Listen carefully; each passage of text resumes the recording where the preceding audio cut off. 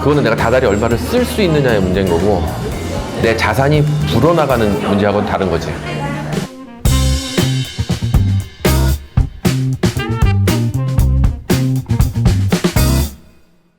지금 현재는 만약에 집을 한 채를 가지고 있는데 그 한 채를 세를 줬어. 전세든 월세든. 그럼 그거는 사업자 신고를 하지 않아도 돼. 소득 신고를 하지 않아도 돼. 근데 만약에 두 채다.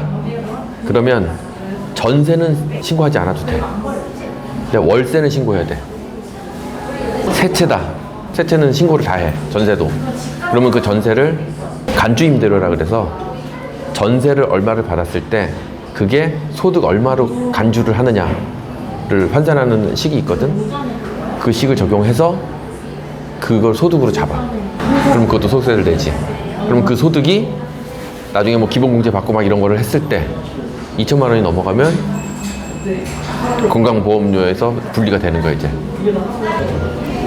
사람들은 나는 그래 뭐 지금도 뭐 종부세가 뭐 많이 나와서 사람들이 월세를 받아서 그걸로 뭐 세금을 내느니 막 그러는데, 나는 오히려 좀 반대적인 생각을 가지고 있어.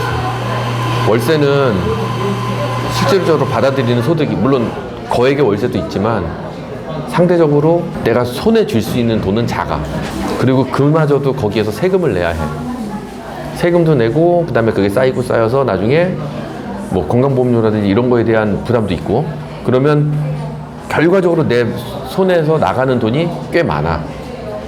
근데 전세는 실제로 내 손에 쥐는 돈은, 예를 들면 전세금이 올랐어. 그러면 한 번에 뭐 몇천만 원이고 이렇게 받는단 말이지. 그러면 그 돈을 가지고 내가 두고두고 뭐 세금도 내고 뭐 내 생활에도 쓰고 이걸 할 수 있다는 거지. 월세보다 전세가 내가 부담해야 되는 진짜 집에 들어간 어떤 가치보다 더 큰 효과를 보기에 훨씬 더 적절하다라는 거지.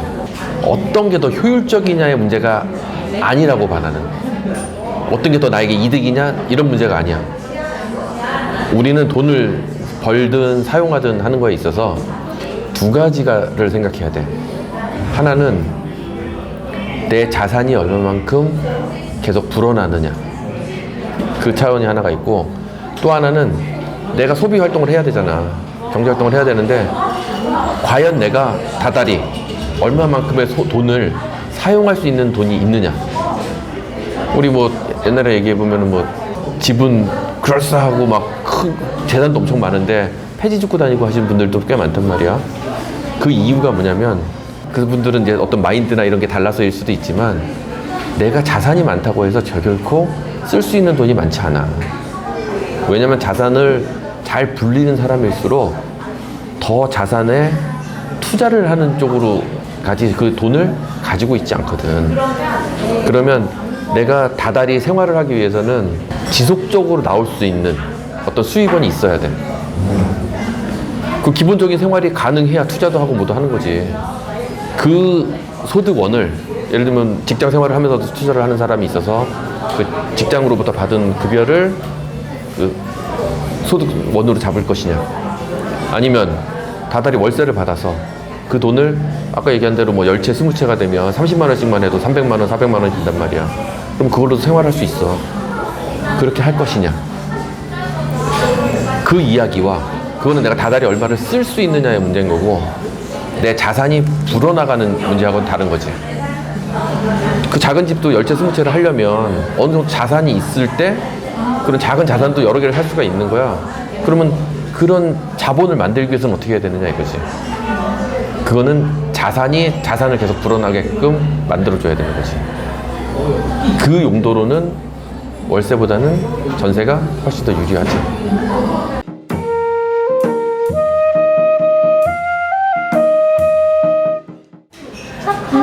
과거에 이제 막 이런 재테크 열풍이 막 불기 전에 진짜로 좀 선지자적인 그런 활동을 했던 사람들 중에는 우리가 은행 이자를 생각해 보면 예를 들면 1억을 빌리면 30만 원 정도의 이자가 붙는단 말이야.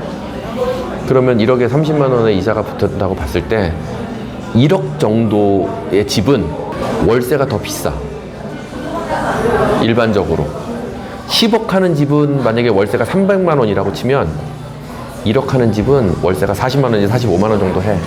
그러면 거기에서 비율로 봤을 때는 작은 집이 훨씬 더 효율적이야.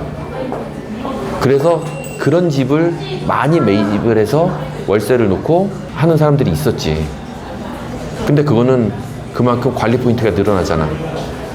집을 열 채를 사람들을 일일이 상대해 가면서 월세를 냈네 안 냈네 따져가면서 그 정도 되는 금액의 집들은 또 보수해야 될 일도 또 많아요.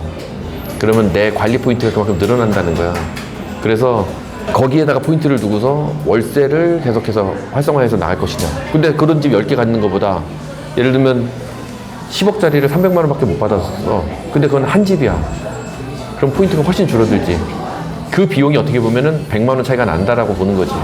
내가 100만 원어치 덜 벌면서 편할 것이냐, 아니면 몸과 마음이 좀 더 고생하면서 100만 원을 더 벌 것이냐. 근데 그거를 20채, 30채, 40채 막 이렇게 늘려갈 수가 없어. 힘들어. 결과적으로는 그런 사람들도 다시 덩어리를 합치게 돼 있지. 그러니까 사람마다 처해 있는 환경이나 이런 거에 따라서 전세가 유리한 사람도 있고 월세가 유리한 사람도 있고 많이 가져가는 게 유리한 사람도 있고 이게 다 다른 거지. 효율로 따지자면 서울의 비싼 집보다 지방에 더 저렴한 집일수록 효율은 높아. 예를 들면 한 5천만 원짜리 집도 있어. 이런 데도 25만 원, 30만 원을 받을 수 있어. 그럼 그건 은행 이자로 따지면 효율이 엄청 좋지. 근데 그거 관리를 못하지. 지역적으로도 멀고 몸과 마음이 엄청 더 고생해야지. 전체적으로 보면은 그 수익률이나 이런 거는 마음고생을 많이 하면 많이 할수록 더 높아지고 적게 하면 적게 할수록 낮아지고 하게 될 거야.